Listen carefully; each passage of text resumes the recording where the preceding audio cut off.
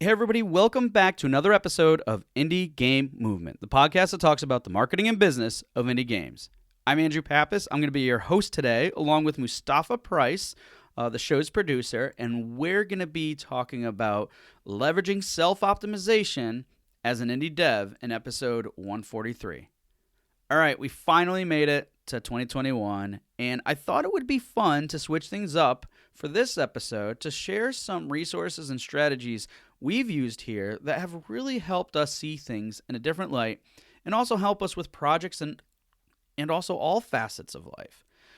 So the goal of this episode is to share some examples, experiences, and even resources that can help motivate you and provide a newfound source of energy to help you grow and gain better results with your projects and beyond. So that's what we're going to be talking about right here today on Indie Game Movement.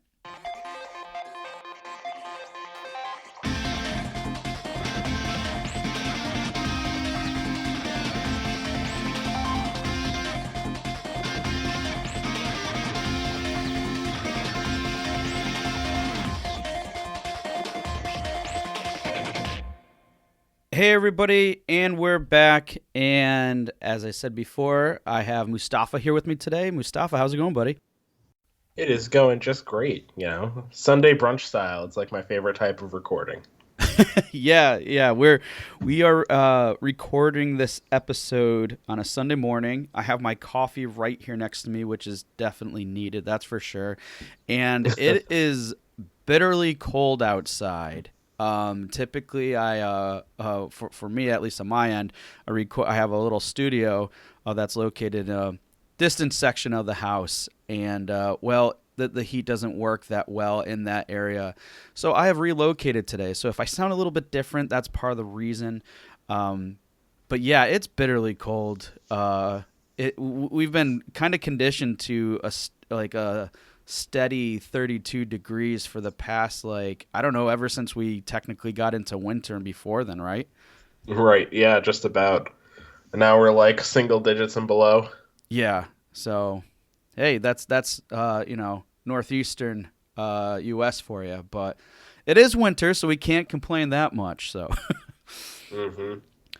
All right, cool. Well, before we get into it, we just wanted to share a few updates with you. Because we're pretty excited about this episode because it is something a little bit different, and I think it could be really beneficial for everyone. But first, quick updates. So I know in the past, a while ago now, mentioned that we're getting a new logo, and that is finally completed. And now we're in the process of just updating the existing logo. So really interested to see what you guys think about that. As we start rolling that out. So that's something definitely new that we're both really excited about. And then the other thing is we have some other projects that we still have them in the works too. Again, this is something I think I mentioned a while ago in the past, which is creating some quick video tips. Creating basically available on a YouTube channel and just helpful, quick, informative tips.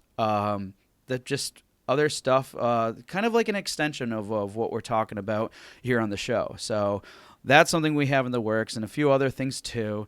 And of course, Mustafa and I have been really hunkering down and brainstorming and coming up with a lot of other great topic discussions that we look forward to with a great guest lineup too. I know, Mustafa, you're working with someone right now, someone I think a lot of people will be really interested in hearing from. So, yeah, I'm not going to go into much more than that because it's something Mm-hmm. that we're really excited about there, and obviously a lot of other great stuff going on. So that's it from my end for updates and stuff. Mustafa, anything else on your end or fun things that you're working on or anything really that you would like to share? Yeah, sure. So recently, about a month and a half, I would say at this point, I kind of revived my old YouTube channel, and Oh, I've been sweet. kind of doing some steady uploads on there. I do a video roughly every other week. I did a video about this podcast, and then I've been doing a lot of game reviews, video essays, like character analysis stuff and all sorts of that fun stuff, you know. Okay, cool. So And that's been what's exciting. that does sound awesome, and especially with like the content that you're covering. So what's the channel called? What's your channel? Yeah, so it's literally just my name. Well, I it's branded as Mustafa's Game Room, but you can find it by just looking for my name, Mustafa Price, on YouTube. Okay, cool. So yeah, we'll definitely throw that in the show notes too, so people can check that out too, because like you said, that content sounds really awesome. I Um, appreciate it. yeah, no, definitely. All right. Without further ado, let's get right into the discussion here today, which is leveraging self optimization as an indie dev. Now, so on the show, we've talked a lot about different strategies and methods, and the experiences that our guests have had so we could better understand this information and share how their process was in learning this and how it can be applied to your own projects and business. So, considering that we are kind of still in the new year here, I thought it would be good to have an episode where we could share some resources and strategies that we have used, Mustafa and I, that allowed us to better understand things, look at things in a different lens, or just allowed us to optimize ourselves from a self improvement perspective, but also how our learnings could be applied to different projects that we work on. So, again, I thought this would be a great opportunity to share this with you. And while some of these things might not necessarily be directly related to business and marketing of games, so to speak, we're pretty confident that what we're going to share with you will definitely contribute to a lot of different aspects of what you do with your business and beyond. So, let's just get right into it, and I'll let Mustafa kind of kick it off here in terms of some of the strategies that he uses that have been extremely beneficial to working on your projects or how you see things differently. So what are some things that you would love to share with us, and what's worked really well for you? Yeah, sure thing. So, if you've worked, I guess, like in a corporate environment in any capacity, I apologize because you've probably heard this like 80 times. Um, but I'm gonna talk about SMART goals because one thing that I found is a pretty big hurdle for any type of independent project, any project at all where you are not on kind of a specific rigid timeline, is setting goals that fall under these categories. So, for those who don't know, SMART goals basically turns the word SMART into an acronym to describe a specific means of goal setting. Um, the S standing for specific, make sure your goal is detailed and not just kind of a general statement or platitude that doesn't get you anywhere. Really something that is, um, yeah, I guess getting into what the M means, something that is measurable, tangible, where you can have, you know, clear indicators of the success of the given goal. Um, Now, the A and the R are my favorite because they're attainable and realistic. Mm. Realistic in some schools of thought, some would say relevant. I think that's a little bit more applicable to a traditional corporate environment. Um, Keeping your goals attainable is a way of making sure that you're doing things that are purposeful and that are ultimately going to yield strong results, but that are possible and again realistic things that fall into your skill set. But realistic mean doing something that you know how to do and do well. I would say realistic applies to what the T actually means, which is time bound or timely or time based. Really, I've seen it any which way. But time is the common denominator. Something that can be completed within a reasonable time frame, something that you can draw a clear sense of how long it's going to take. And that can also kind of tie back into the realism of like understanding, maybe you can do the thing that you have in mind, but can you do it in the time frame that you're kind of having imposed on you or that you're imposing on yourself? Um, so the reason I kind of highlight that specific type of goal setting in a conversation about self-optimization is because it is an incredibly reflective way of designing and structuring your goals. And I think reflection is kind of one of it's a subject that we've addressed before, certainly in our future planning episode, among others. So reflection, I think, is really the clearest way to measure what it is that you have to achieve in order to improve at what you're doing. In an indie dev context, I would say that applies to like scope and designing clear and attainable projects. For me personally, I know I mentioned earlier, I've been getting back into making videos. Um, I remember, I think one of the issues I had before with consistency was just kind of feeling like I wanted to make something and then diving in and doing it and then being done for, an indiscernible amount of time. And that, while it was fun for the time, wasn't really helpful for me. Right. So I started incorporating things like, okay, because I do a lot of scripted content, like writing in advance, trying to have uh, a script finished while I'm editing the one before it, like that kind of thing. Having that routine because it helps me to just kind of better manage my schedule and make sure that I'm kind of applying some consistency to my work. Yeah. Uh, so that's just an example. Yeah, no, I think those are good ones. And to kind of like take a couple of points you said, like some of the key words that you were saying that stood out to me, that actually relates to some resources that have been really beneficial to me are the reflection and routine aspect. So, what I want to do, and we'll obviously continue other strategies and other things, Mustafa, that you used, because I think they're extremely relative here. But it's just share from the reflective perspective. Again, like Mustafa said, that's we've talked about it before, the importance of it. But I think another way to look at this differently is from this book, The Compound Effect, by Darren Hardy, which has had a huge impact on me in terms of, in very similar fashion, on some of the things that Mustafa just shared. And what this book is about is basically how, as you're going through your journey, how to kind of look ahead, project a little bit, but also identify. Again, it's a whole reflection process, self-evaluate, and what changes can you make now that will basically pay dividends down the road. So Darren Hardy goes throughout this book, does a great job in terms of showing how that can break down.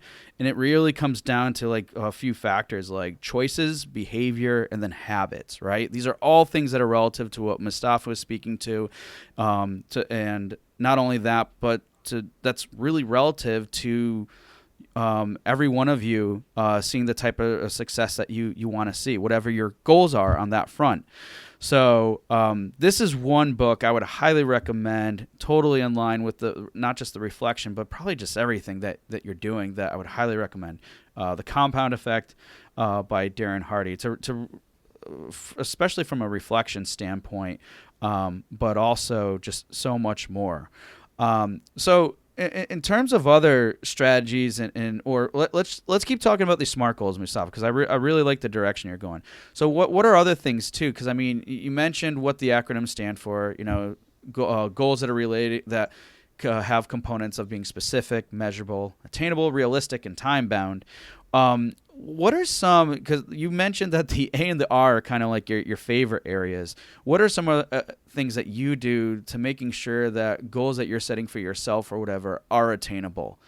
Because I know that's probably a big portion, because the attainability, if like, for example, if you make something that's so far-fetched, like you reach, let's say, too high, well, then it could probably destroy any motivation. Yeah. So what are some things that you do from an attainable perspective? Oh, listen, this is a lesson that I learned the hard way a Okay. couple of years ago. Oh, good. Um, I mean, Probably around the time I was first starting up with you in this producer role. I was also a full-time grad school student. I was working 40 hours a week, and then I had my social responsibilities and everything else like that. But I still wanted to kind of, pursue some of my own creative ambitions independently, as far as like my review writing and things like that. Like that's something that I try to remain consistent with. Um, and the reflection that was required for me to really be like, okay, like you have to make some hard decisions here, as far as how much I could actually put into certain things. Because what I learned along the way was that just trying to take on more responsibilities and invite more projects into my life actually wasn't a benefit to me, to the projects that I wanted to do, or to the responsibilities that I already had. Mm. Because when you spread yourself too thin, ultimately what you're doing is taking quality and dedication and commitment away from other facets of your life. And it's not like those things need any less commitment just because you want to put it elsewhere, you know? So I ended up having, some classes, for instance, where I wasn't performing very well, or like difficulty staying focused at my day job and things like that. So what I found really helped me was to say, okay, if I have personal projects that I want to work on, like, and I know an hour a week is the best that I can give to that, then that's what I had to do. Ultimately, I had to just take that hour a week, and I made it all about like that thing that I wanted to work on. Um, and that to me is kind of what attainable really means. I don't think it means necessarily that you have to dial down your scope. Mm. I think it means that you have to accommodate your timeline and everything else with acknowledgement to the other personal demands of your life. Like that's just the way that it works. Yeah, absolutely. And honestly, I have another awesome book to speak even more directly and specifically to everything you just shared from your own personal experience. That can definitely help, avoid what essentially you went through, and that's called "The One Thing" by Gary Keller and Jay Papasan. So, as the title indicates, it basically is having you focus on one thing, but not like literally, right? Because as Mustafa identified, even though there's uh you know he has he identified that throughout the process he realized that he kind of needed to hone in a little bit more. That's really what the book talks about more than anything, because look, it understands, and we all know that, like, there's life, there's other things that are happen, but what it does is addresses how to limit distractions. Because in a way, I think with Mustafa's case, in part, like his reasoning behind it was like, hey, look, I really want to grow, and in order to grow and succeed at certain areas of my life, I need to do more. But in a way, he just shared with us, and I'm just speaking to some degree on his behalf, and feel free to correct me if I'm wrong here, Mustafa. But what he was doing was almost creating more distractions for himself. And like you said, it gave him limited bandwidth and such. So what this book does, the one thing, is really help you identify what are those key things that are really going to advance you, and how do you do the best that you could possibly to really hone in and focus on those while still addressing other things. And another thing, too, it addresses that I remember quite well when I was reading this, and it's definitely probably worth reading again. Like all these books that I have that I'm recommending here are definitely worth rereading. Is that you can't necessarily always dedicate just that time, or there's never going to be an equal balance. Like Mustafa even called out, he said, hey, look, if all I have to give for this one project is an hour a week, then so be it. But it's better than if I wasn't committing any time to it whatsoever, because it was still important to him and he was still making that time. So it talks about balance and all these other aspects and limiting distractions, and with the sole focus and goal of not just one thing, but how to do like one thing really well that's going to aid in everything else that you're doing, whether it's a business or project perspective or anything beyond that. So Mustafa, thank you so much for sharing that story, because like this book, like the everything that you experience, this book, the one thing, is Mhm. definitely a good way to for people to avoid that, whether they're experiencing Mhm. it right now or in the future or whatever. Because I think, and this is the part that I think you can attest to here too, is everything you were doing, like it made sense, and it seemed like that's really what you needed to do. Because sometimes I think some of these strategies that we learn about and stuff, at face value when you first learn them, they might seem counterintuitive, but they're not. They're Mhm. really designed, to put it simply, to simplify the process so you can really aim to succeed at what you're doing. Yeah. And I'm actually going to chime in there and say too, the good thing about projects and the great thing about games, because it's such a project-based medium, Right. is that, to get back to that T in smart, um, projects end. Everything's on a timeline. So the best thing about creating more detailed timelines is that it gives you a sense of when you can roll other projects into your space. Um, Mm. like that's the thing with all those commitments that I had back then, and the difficulties and kind of creating in that headspace. I kind of came to terms with the fact that, like, okay, some of these responsibilities are eventually just going to go away. Like school, for instance, it just eventually ends. And thank goodness it's over. But, it ends. So at that point, you can kind of know, like, all right, once this happens, I know that what I'm doing currently takes up this much time in my week, and I can start to roll in, some additional projects as it kind of ramps down, and then I have all of that time to dedicate to other things once it just goes away, you know? Yeah. And the more detailed your timeline can be, the more accurate your ability to manage the timelines of other different goals.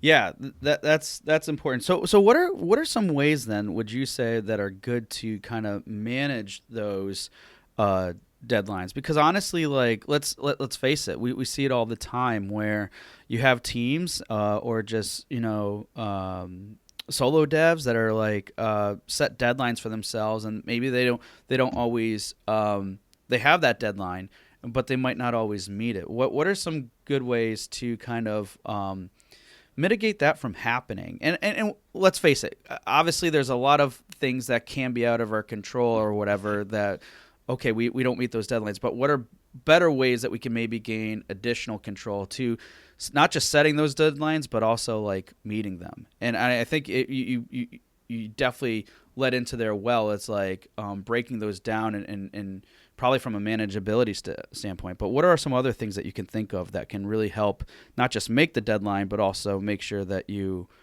execute and finish on those deadlines? Yeah. So one thing that really works well for me, and I'm sorry, I'm going to get a little bit meta here, but like looking at what we do, we have a schedule and a set of deadlines that is very, in large part, dependent on the schedules and availability of other people. That's just the nature of recording something with guests. Yep. So we oftentimes kind of have to structure our deadlines in that way, and that can be in some ways compromising or conceding some level of control over what we're able to achieve in a given window. Um, and so, some workarounds that we've kind of found that I think have worked really well for us is, in the process of trying to create a backlog, always having kind of a plan B for your deliverables. Um, and that's something that's been working really well for me too, as far as like, back to like the video stuff. Mm-hmm. Um, I typically have a list of scripts that I know I want to work on, and I also have like a secondary list of low effort, high value deliverables. So if I know that, like, I just finished, working on a script that's going to amount to a 40-minute long video, I'm probably not going to finish the recording and editing for that over the course of a week. So I'm going to take whatever day I would otherwise upload and say stream a game like Hearthstone, because the process for that is me sitting at my computer and playing a game and recording and talking, which is like, of course, a level of challenge and effort and involvement, but certainly not the same level of effort that it takes for me to sit down, chop up footage, record audio, that sort of thing. In the same way that, like, us coming up with an episode topic and having a discussion between the two of us, while I consider that to be high value, and I would hope that's true of our listeners as well, it does have a different level of accessibility as far as like what it requires of us, because we don't have to do as much, say, like the research that we do with our guests to make sure that we're coming up with like really well informed, really detailed questions, because obviously we already know each other. So that, like, Right. that's an entire step that's like out of the process. And so as far as timelines go, if we know that we are, say, booking a guest that works through like a third party, like a PR agency or something like that, the scheduling process there typically takes a little bit longer than communicating with someone directly. And so that's when we maybe can, for our next kind of episode scheduled upload date, no, it might be better for us to work with one that's just the two of us kind of on a subject rather than having a guest. So I'm sorry I went off on a bit of a tangent there, but No. it's essentially, I think, like the plan B is my I am like the biggest advocate for always having like a backup, and a backup that is high value and lower effort. Not necessarily in way of like cutting corners, but just different ways to buy yourself time while still meeting your deliverables in the best way you can. Yeah. So, and I think a good way to relate this too is, as basically being flexible and adaptable, right? Because things are always going to come up. But I think you make an important point there is when we're talking about, the business and marketing of indie games, of what our listeners are doing. Being not just flexible in that sense, but also having something that's still going to provide value, because and that's definitely an important part that Mustafa outlined. Because here's the thing: if you simply are just trying to do something for the sake of doing it, Mm-hmm. that and it doesn't necessarily come with that value, that can not be beneficial for you. And in fact, I think even though this is something, we've been subject of here on the show a few times, and though it's not something we like to have happen, I would say it's probably better if you lose out on some level of consistency, at least if you know it's going to be temporary or very short, than to just simply put out something that's not valuable. Mm-hmm. Because again, think about how that represents you as a whole, as a brand, as for your game. Because if you're not, then what that can do is just really limit that perception or that overall feeling of what people feel for you. And maybe it's early on and it's not that big of a deal. And I mean, it all depends on where you are in your journey, I would say. But Mm-hmm. still, to look at it from that perspective, it is really important to not just like make updates or share information or whatever it might be for the heck of it, and not having value associated with it. Because Well said. everybody does that. Everybody does it all the time. We see it all the time, and it's not to say that people are wrong or that their intentions are pure. It's just that they might not necessarily know that. So understanding that and really thinking and leading with value is always important.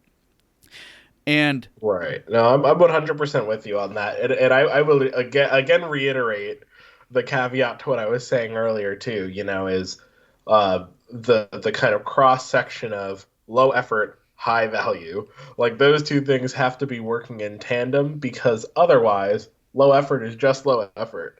right, And it shows. um and with the high value, you might find yourself on the opposite end of the spectrum, which is high effort, high value, and then you've just taken on a second project of equivalent magnitude, and Yeah. nobody needs that. All right, and I'm gonna loosely relate this to another book and resource that I absolutely love, and this one is called Frictionless by Nelson Rodriguez, and it's specifically about video games and the whole experience from development to building your community and even launching. And basically, what I like about this book is it's all right. So while it goes through those processes, developing your game, designing, but it's at a very, very high level and strictly only uses the lens of what can you do to make every aspect of development and marketing frictionless. So it's not like a how-to book. It doesn't say, okay, for development do this, for marketing, how this is how you should build your community. Like it's not like anything like that. But what it does is outlines those processes, what's involved, how they're important, but always applying the lens of what to do to be frictionless. And what I mean by that specifically, let's say from the development perspective, you're doing an early build of your game. Let's say it's an alpha, beta, whatever the case may be. It addresses the ways of, hey, look, you're creating friction in your game by basically, let's say, this is why we like playtesters are so important, right? Because you're identifying areas in which players might have difficulty with the games, identifying bugs, things like that. Those are all points of friction. So he goes into great detail about what are certain ways you can reduce that friction. And that's just a tiny little piece of it. There's other aspects of it too that go into detail, like maybe you can incorporate something into your game, let's say through a demo, that players can provide direct feedback in the game, or any number of different ways. So, and he takes a simple focus of doing everything that you're doing and making it frictionless, and he applies it to every aspect of development and marketing. And again, kind of what we were talking about before, it comes down to really that value aspect. And that's really what, Rodriguez is saying here is like, if you're not providing that value or that positive experience from the game all the way down to your marketing, well then, and it's not to say you're making a low effort or not taking the initiative or time to make it that way, because sometimes it's a learning process, right? To understand that.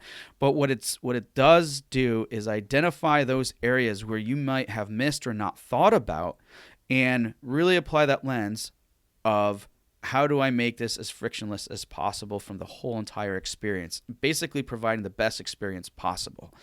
And that's why I highly recommend this book too, because it really goes into the whole entire process and looking at things from that lens. Because let's face it, we can get tunnel vision and everything else. So just drill down into what we're working on, where it's really hard and easy to kind of miss those points. And you don't want to do that. Again, like I said before, with people who do this all the time, it's not that they're doing it intentionally. It's just they have pure intentions, or they might not realize what they're doing before it could be too late or not. So again, great book to read. I think any dev out there should read this. Does a great job. Okay, I'm done talking about that one. So from there then, like, to kind of, I guess, wrap things up. I mean, we talked again about those SMART goals and the measurability of things and like attainability and time bound. What's a good thing that we can take from all this to kind of summarize and or with, like, you mentioned all this stuff, but what are the things that really keep you on track? That's what I want to kind of wrap up with, like, because we talked a lot about, like, what are good things to do, how you can learn from them, but what are the things, like the processes and stuff that really help keep you on track? So you never, like, necessarily, because if you find yourself, if you're not really doing some of these things right, and you stray off, you could find out, like, oh wow, I'm way off, right? So what are the things that keep us from getting way off base?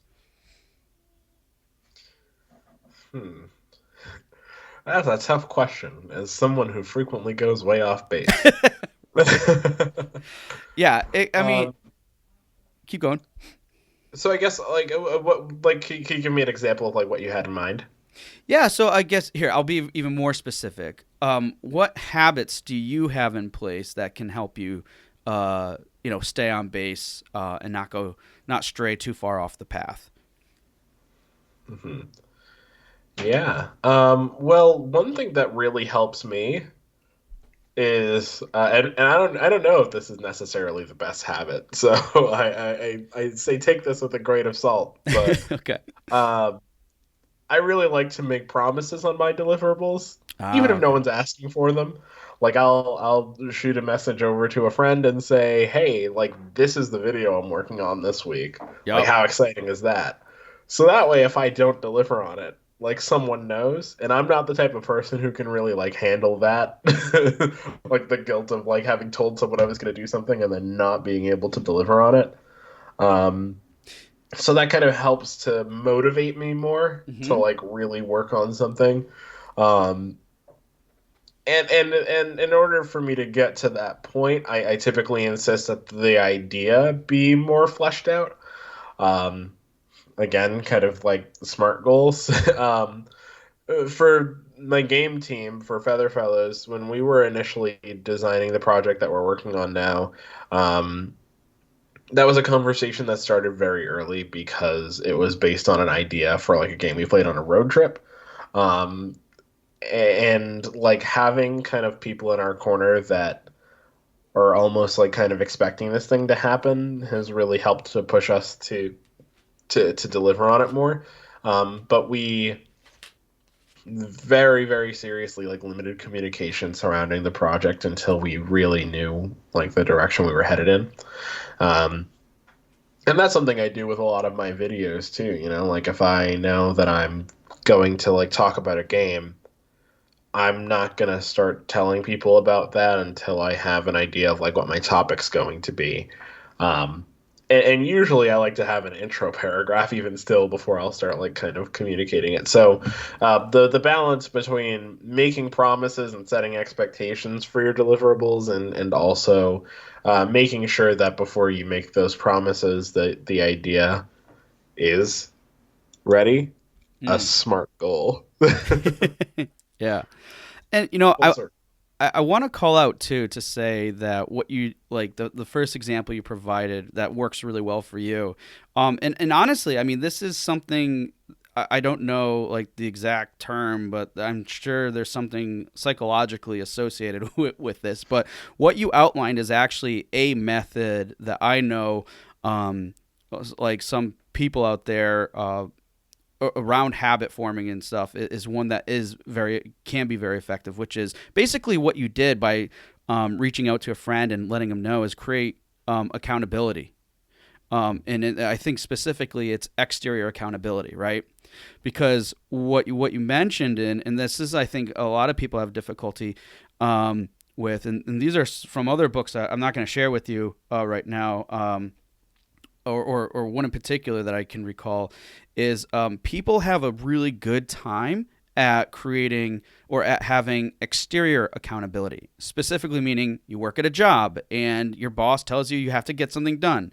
Well, it's much easier to do that than interior accountability, which is, hey, I'm going to set this goal for myself, or I'm going to work on this project and do it and keep pushing it off. So what you did is you started creating a habit essentially that identified, hey, I'm much better at exterior kind of having tasks and projects that are related to that are associated with exterior accountability, and that's what you did. Probably without even realizing it, or not. Maybe you have, but that's why. So I would say, and everybody's different, right? So I know you were being a little bit modest with saying like take it with a grain of salt, but if you know what type of a person you are, and like I said, most people generally are exterior accountability related. then a method like that could work. I've seen some examples where Mhm. people will talk to friends too, and like, hey, look, like to up the ante, to really push them hard, because let's say to some level, it's not the same as, asking a friend or telling a friend about something is not the same as having a boss do it. But if you make a bet with a friend saying, hey, look, I'm going to have this project done, and here's $100. If I don't have it done by this deadline, you're going to keep that $100 or do whatever with the $100, or so Right. there's other levels of it too. And to kind of take it further with one last resource I would love to share is around the topic of habits and everything is the book called Atomic Habits by James Clear. Now, I'm sure all of you are familiar with the fact that, wow, there's tons and tons of books written about habits out there. So, like, how is this one different? And the reason why I picked up this book to begin with, because, hey, look, I'm always looking at ways to improve myself. I know Mustafa is too, based off of what he shared with us and everything else that he's been doing.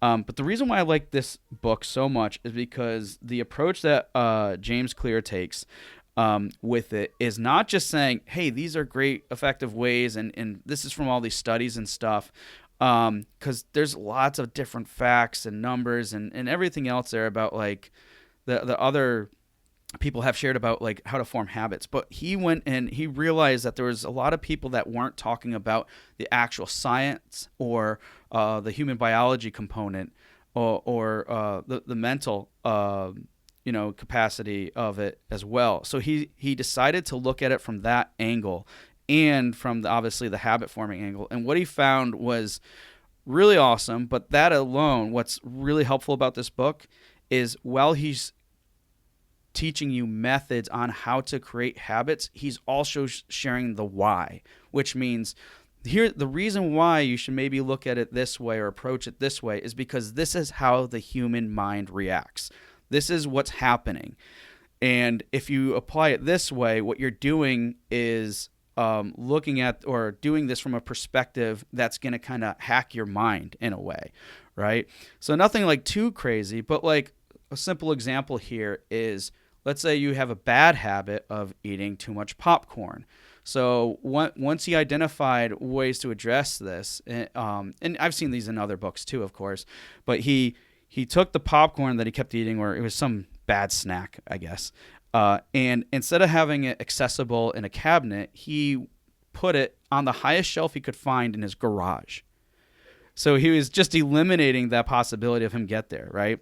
So yes, I'm talking about like a bad habit or in junk food in this instance.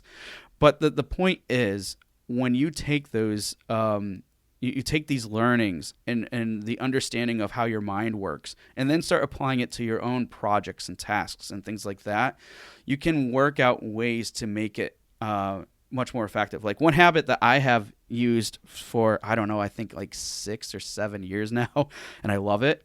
And a lot of people might be like, I could never do this, and that's okay if you can't, is I always have my phone on silent every day for 6 years. And the exception I'll make to that is I will turn it on if I'm expecting a phone call. But that's pretty much it. And what I found in that amount of time is it allows me to still form better habits and realize I can like do other things like that to help form better habits, but also limits distractions and everything else. And I, again, so that's just another example. But I just thought it was important to share from a habit perspective of that resource as well too, because like I said, it doesn't just talk about how to form these habits. It also talks about the science and the understanding of how the human mind works, so you can better understand and create habits that are going to be helpful to whatever you're working on. All right, sorry, it was a long-winded thing. I love the book, as you could probably tell, and again, it's very helpful on those respects. So Mustafa, we talked about a lot here. I really love the fact of how I feel like I say this all the time now. this SMART goals and stuff. Anything else you would like to kind of close with from what we learned, and what's a good step? Let's like if we were to take one step forward and how we can be better at self-optimization or just moving forward from everything we learned, what do you think that would be? Just one little tidbit that we got from all of this today. Right. Yeah, I think the persisting theme to me is reflection. You know, everything we've Mm. discussed, I feel like is only possible if you have the capacity to really assess yourself, um, and know how you want to grow and self-optimize and improve. So, um, reflection again, just do it as much as you possibly can, in a healthy way. Yes, agreed. Don't want to like start nitpicking everything you do, obviously, but if there are ways that you think you can improve, there are ways you think you need to improve. Nothing wrong with taking a look at that and trying to figure out a realistic and healthy way to go about it. Yeah, and I'll take that one step further, which is basically from the reflection part, understanding.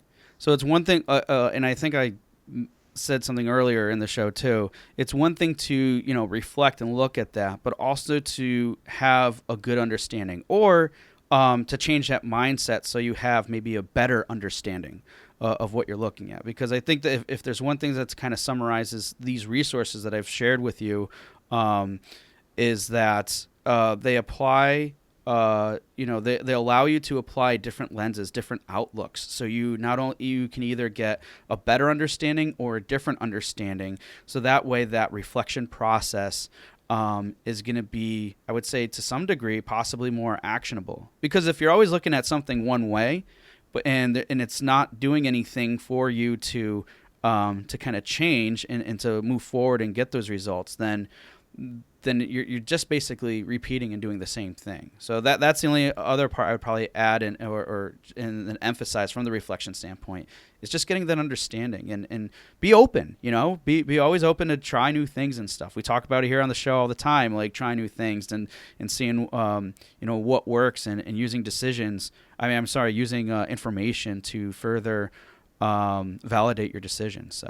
Yeah, I love that, and I think you're right. The overall theme here is definitely reflection and understanding of that, and taking what you have learned and applying it. So, well, on that note, then, folks, thanks again for tuning in, and again, all this information that we shared, we'll put it in the show notes. So, if you're looking for some good self-improvement, self-optimization books, we'll definitely have theirs, and we'll put down the strategies that Mustafa has shared from that smart the SMART goals that he talked about. So you have something to reference, and then from this conversation you can further apply it. Mustafa, anything else you want to add to kind of wrap this up?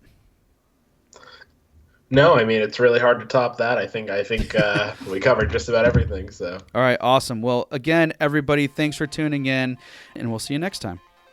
Hey, everyone, and thank you for listening to another episode of Indie Game Movement. I'm Andrew Pappas, your host, and the show's producer is Mustafa Price.